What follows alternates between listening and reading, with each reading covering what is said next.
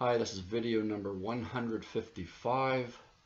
I wanted to come back and do a standard or regular video here. It's been a while since I've done one. The last two I did went on to the Voice Within room, so I thought I would do one based on some emails I've gotten. I've gotten two so far since the last one.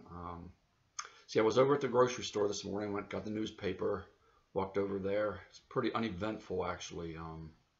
It's funny because when you walk in, over on the right, there's a display of like all kinds of Valentine's things, like flowers and candy and different kinds of things. So, of course, I went over there and looked around because I didn't get anything for my wife yet. We had decided years ago, like in the family I married into, like cards were big. Like you got a card for everything, and it's like you had to get a card for everybody's birthday, anniversary, all kinds of stuff, any kind of like holiday. And so over the years, like I've been married a long time. A number of years ago, my wife and I decided we've given so many cards to each other, and there's been so many words that we've read and written and poems, and we decided, okay, no more cards. We don't.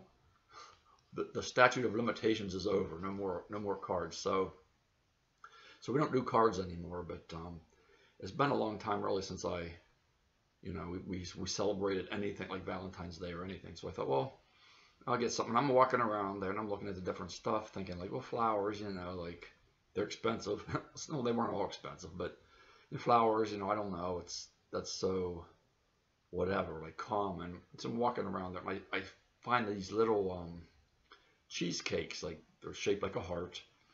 It's like 2 servings, and I thought, well, that'll be kind of cool because she likes cheesecake. I like cheesecake. So I got one of those, and my hope is that tonight she won't like it and I'll get to eat the whole thing by myself. I don't know. I'm just kidding. No, I'm not. I love cheesecake. She does too. So anyway, that was my little adventure at the grocery store today. I actually got something for Valentine's Day. That's unusual.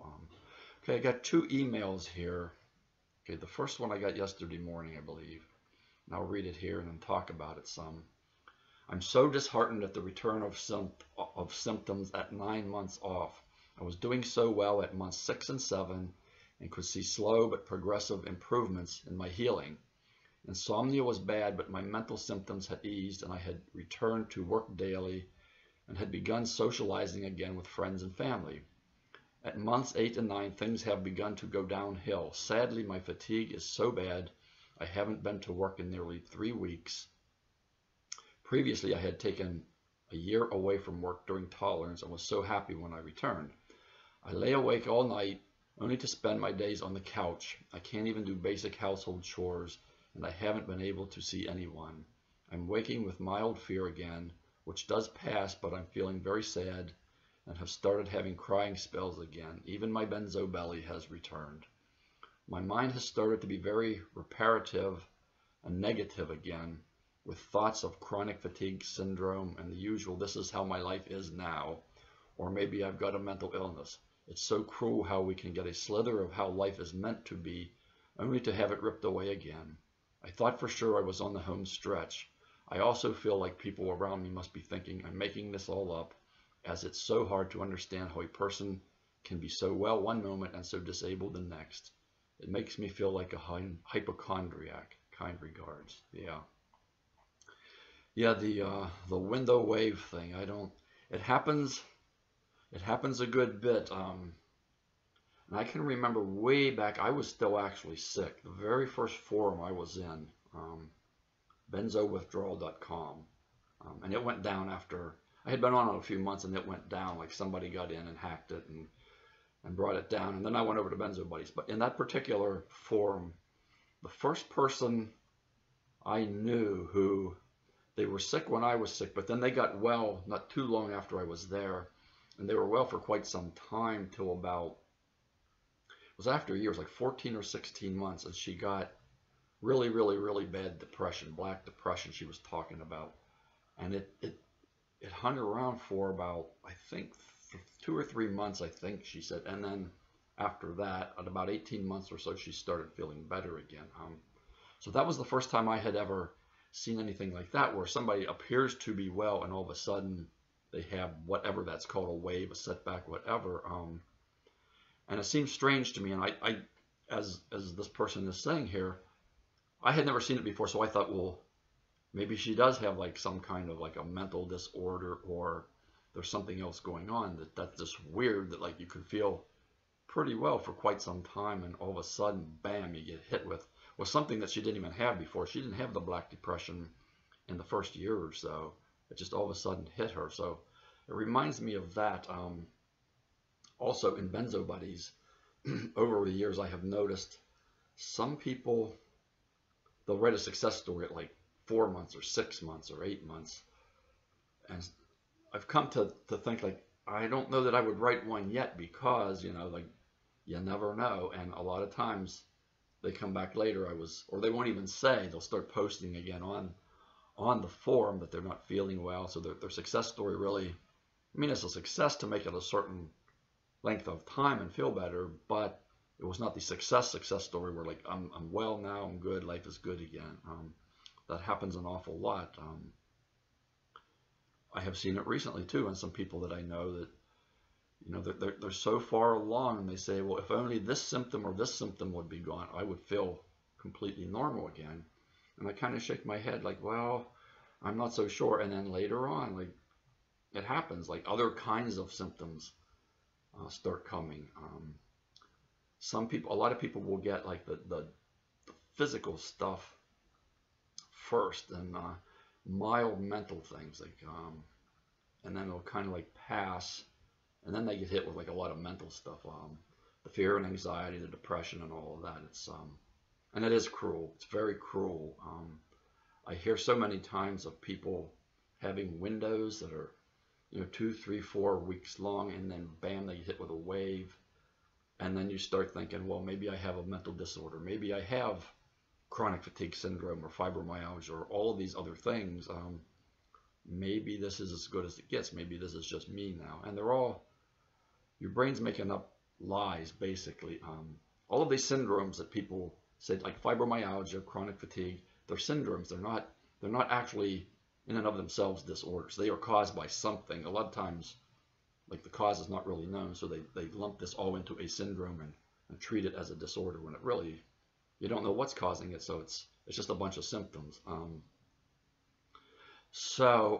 know it's cruel, and I didn't have the window wave stuff. I've talked about that a lot, and I used to freak out when people would have windows, and I'm just suffering like I suffered from the very beginning, thinking like, there's something wrong with me. I'm never going to be well. I mean, everybody else is getting better. They're getting these windows, and I'm still stuck here. And now, as I think about it, it took a good 10 months for me to feel anything good again. And even then, it wasn't. It was just like, in the morning I would feel a little better for a couple hours, like the depression would lift some, and the fear, and then it would come back later in the day, up until about month 14, 15. So I'm thinking like, maybe that was sort of a blessing. I don't know. That once I started improving, it was just gradual until I got to a certain point, and then it accelerated. So the way I look at this, month 8 and 9, I was still very sick at month 8 and 9.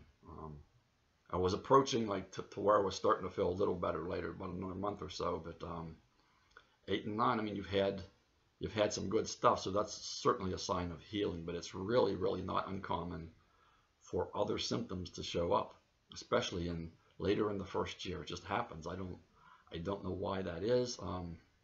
It does kind of lend to what I think happens. Like, I've done like the different kinds of research and so forth. The thing about the stellate ganglion block and like the spinal cord and things happening there, and the amygdala and the neurite fibers in the amygdala, like, being caused by the withdrawal, that makes a lot of sense. That it really does, and that kind of explains a lot about how, like, this can last for so very long for some people. It really does, and how, if those things continue to perhaps grow over the course of time, they get to a certain point, and then like symptoms may come back. I don't know. I'm just kind of guessing there, like an educated guess, sort of. As an aside, I've said I sent emails to the 2 authors of that paper on this.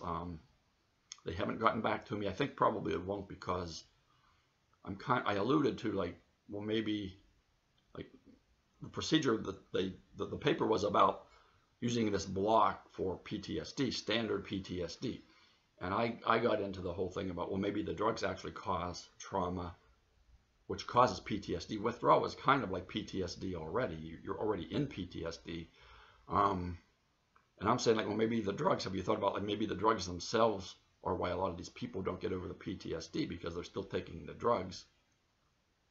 And they never got back to me. And one of them's a psychiatrist, and it kind of, I mean, the liability there, if they would buy into that and they would find actually something that easily would reverse withdrawal, the liability would be enormous. So I'm kind of thinking I'm not going to hear back from them. But yes, it's very cruel when this happens. You start thinking, well, maybe, maybe I do have a disorder. Maybe, this is as good as it gets. I got the good part, and, like, now I'm back here and this is me. Well, that's not true. This is really, really common. I feel bad for people this happens to, because it's hard. I know it's hard for me when I think, okay, they're almost there. They're going to be able to write a success story. They're going to live life here normally again. It just goes downhill again. But eventually you do get to the end. I mean, the end does get here. It just takes time. So you're not alone in the boat, believe me. Okay, the next email, this is a short email, but the answer could be really long depending on how much breath I have left after all of this. I was wondering if you could do a video concerning paranoia and withdrawal. I feel like I've been in a paranoid psychosis after being cold turkeyed and beginning when I hit tolerance very badly. I'd appreciate it. Maybe you have some stories of your own paranoia, intrusive thoughts. Okay. Okay, what we're talking about here basically is the mental part, the thinking part of withdrawal. And there's a lot to say. Okay, first of all, she mentions paranoia and psychosis. Okay, a lot of people say, well, I'm in a psychosis. I'm in, I've seen psychosis up close and personal. Psychosis is basically a break with reality, where you start believing things. You actually honestly believe things are true that they're not even close to reality. And the paranoia kind of goes with that too. I've talked about this a little bit. My wife, we were married 5 or 6 years, and she had struggled over the years with paranoia and so forth, but we never really knew what it was. But after she had our son, we'd been married about 5 or 6 years, she just lost it. She would just start thinking these crazy, unreality thoughts. She thought they were true. For example, we live, okay, the young lady who wrote this lives in the area here, so I'll talk about some things that she probably, she knows about, I'm sure. When we were married 5 or 6 years, I worked in the city of Harrisburg, and we lived in Wormleysburg. So a lot of times I would just walk across the bridge of the river. It was about a mile or so, and go to work. So I did that for quite some time, and my wife began to believe that I was not actually going to work there in the city, that I worked somewhere else, that I was just pretending, I was lying, that she knew for a fact I was working somewhere else, which was news to me. Okay, that went on for some time. She believed that, like, her brother owned some land nearby, and she believed he was actually building a house there. He's a construction worker, he's a carpenter, and she was certain that, like, he was building a house. I think he was building it, I'm not sure if she thought it was for him or for us, and that certainly was not true. He sold the land not too long after that. That was not true. She believed, she had worked at, there's a hospital on the West Shore here in Wormleysburg, Holy Spirit Hospital. She worked there as an RN for quite a while, but as she got sick, she was dismissed. She had all these paranoid thoughts about the people she worked with, that they were thinking all these bizarre things about her, like different lies and so forth. And so she lost her job, and then after a while, she went in and she talked to one of the administrators there, and she was convinced, it was a Friday afternoon, she was convinced she got her job back, which she didn't. And the next morning, she got up and dressed and put her uniform on and everything. She was going to go. She was absolutely certain she had a job, which she didn't. And that day, like she lost it completely. And she actually did end up going to Holy Spirit Hospital, but in the the mental ward there, the mental building. So that's unreality. Psychosis is unreality, and along with that, a lot of paranoia. I would come home from work many days, and she would be sitting there staring into space, thinking all of these weird things that people were thinking this, that, and the other. And I can remember how hard that was for her, but for me too. I would come home, I would go downstairs, do a workout, mentally prepare myself, and I would go upstairs and talk to her for hours, trying to convince her that nobody's thinking anything bad about her. That people they don't sit around thinking about other people that much. They have other things to do. But so that's psychosis and paranoia. If you think you're psychotic, the way I look at it, you're in reality, so you're not psychotic. That's kind of how it goes. And the paranoia in withdrawal, I had, and this is true of a lot of people, like the agoraphobia, where you go out and you don't feel comfortable around people, and you think other people are like looking at you, and they must surely know that you're not right. That for some reason we think people can see inside our head and feel our suffering, and they can't most of the time. So we think they're thinking like we have a mental disorder, this is wrong, that is wrong, when in reality they don't. I felt that way, and I think agoraphobia is, there's a fear aspect of that, but then there's also often like a paranoia kind of thing going on there too. I had it. Friday nights when I would go out to dinner with my family, and I would think like everybody around us knows I'm messed up. They can see it. And my family did know I was messed up, but they were my family, so that was okay. They were sort of like protecting me. I would sit kind of in the middle, and they would be around me. So the paranoia of like the fear and the paranoia kind of go together. I had a lot of people get like creepy feelings, like that there's some impending thing, like an evil thing around them. That's sort of a paranoia too. I only had that for like one day that I can recall, actually. A lot of people get that, the creepiness. Get intrusive thoughts. There's a lot of thinking stuff going on in withdrawal. What you call it is, the word we use for it doesn't necessarily matter. It's just like bizarre thinking. It's just not normal. It's not right. Intrusive thoughts, most of the time those have to do with like bizarre, nasty sorts of things. Usually there are sexual and or religious components in that. When I was still taking Klonopin and I was at work, I remember it was a Friday, getting this absolutely horrid, nasty, there were religious, sexual kinds of thoughts, and it just freaked me out. And I remember coming home and like telling my wife about it. She said, well, it's normal. Everybody gets those kinds of thoughts, but I think in withdrawal, they're more intense.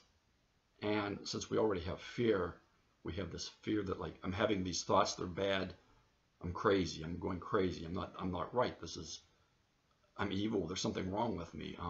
And there is something wrong. You're in withdrawal, but that's not, you don't have like a disorder. You're in benzo withdrawal.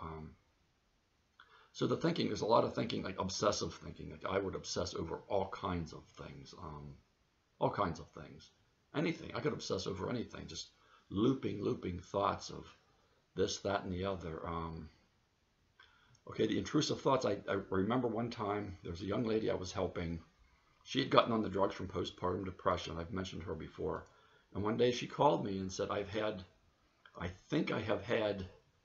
I'm afraid I have had one of my nephews that at some point in time I said something sexually wrong to them. And she was like getting these intrusive thoughts. And like we went back and forth. And I said, well, why don't you somehow just like talk to him sometime when he's there? And she did, and he didn't even know what she was talking about. She didn't know, she couldn't pinpoint that she had done it, but it was like some kind of a sexual thing, I guess. But he said, no, Aunt so-and-so, I don't even know what you're talking about. That never happened. So a lot of stuff like that. Intrusive thoughts, obsessive thoughts, paranoia. For me, there was a lot of fear over my thinking of my thinking, because I knew my thoughts weren't right. And then you start thinking about your thoughts, how you're thinking, and then like it just becomes this endless, infinite loop of like bizarre thinking and a lot of what ifing, what if this, what if that. I had that terribly I talked about that a lot with my therapist. Well, you're doing the what ifs, but you can't, in withdrawal, you can't help it. I know a lot of times like counselors, therapists will do no what ifs, and that works, if you're not in some sort of withdrawal, like you can actually get past those, because that's a big cause of fear. When you start doing what if this, you become you start thinking about like crises and so forth, and bad things happening. So that's pretty common. Let me see what else. I guess that's about it. The thinking part for me was horrible. It's absolutely horrible. I constantly was thinking. And then there was the depression. That was part of it too. That you're not thinking good things. It's hard to, you're being negative about everything. Thoughts from your past are horrible. You think you have no future, and you don't know, like, you don't like where you're at. So there's nothing good to think about. And so you think about all of these weird things, all these things that make you afraid. That's really, really common. But the psychosis, okay, that technically that's thinking unreality. That's thinking things that you think they're true, but they're not. So the truth of the matter is, the truth of the matter, you're in withdrawal. So I would say you're not psychotic, you're not psychotic. Paranoia, a lot of times that's just the fear. That's the fear. That's it's, for me, it was the idea, I feel so bad, surely people can feel it, they can see it. And so I had the feeling that, like, they all know I'm crazy. They're all thinking about me and thinking I'm nuts. And I mean, I thought I was nuts too. I mean, for the longest time, I thought I really was going insane. I really, really did. But I wasn't. That was one of my biggest fears. That even when I would read the success stories, I would think I'm going insane. I can't. But a lot of times, the people in the success stories would say, "You're not going insane." Like, I thought I was going insane. You're not going insane. This is withdrawal. It just makes you think that. It makes you feel that way. So that's what I have to say about the paranoia and the psychosis. It's paranoia is pretty common, and some people have it worse. But the real true paranoia has a lot to do with unreality, which is psychosis. And if you're worried about having psychosis and you're in withdrawal, you're probably not psychotic at all. It's just a word a lot of people use that don't use it quite right. But the looping thoughts and the obsessive thoughts, intrusive thoughts, very common. They do go away. Believe me, they go away. It's just it takes time. This is hard. This is really hard stuff. I know a lot of people have the mental or the physical stuff really bad, and I had a lot of physical, but the mental for me just was, it had me on my face on the floor. It was just absolutely horrid. But, this does go away. It will go away. The thinking, I know it seems impossible because you can't, it's like as hard as you strain and try, you can't get a good thought out of your brain. It just, everything comes out just weird and bizarre or negative. That's just how it was for me. There was the only time I had any kind of positive feeling is like when I would read the success stories. I would get these little sparks of hope and positiveness for a while. But then after a while, they would fade, and then it wouldn't be until I read the success stories again the next day that get a little hope, get a little positive feeling going on. So what you're feeling is common. You don't have like a mental disorder. You're not going psychotic. You're not going to end up in a straitjacket in the hospital. That's not going to happen. It just it feels miserable. I know it. I wish I didn't have to go through this, believe me, because the particular person who wrote this, the young lady, and but you're going to get it over with early, and you know better now not to take these these drugs again, and that's a good thing. That's a good thing. So when you get through this, you'll know you have lots of knowledge, and you have your life ahead of you, and you won't have to repeat it again. And that's a good thing. So, okay, I'm almost at 25 minutes here. I talked a lot about not a whole lot of subjects, but I just want to get back here, talk about symptoms and so forth again. Do a standard video, I call them. So take care. This is Tuesday. I don't have any other emails right now. I hope to get back here again within a few days and talk about something. Till then, I'm right here and I will be right here. Bye-bye.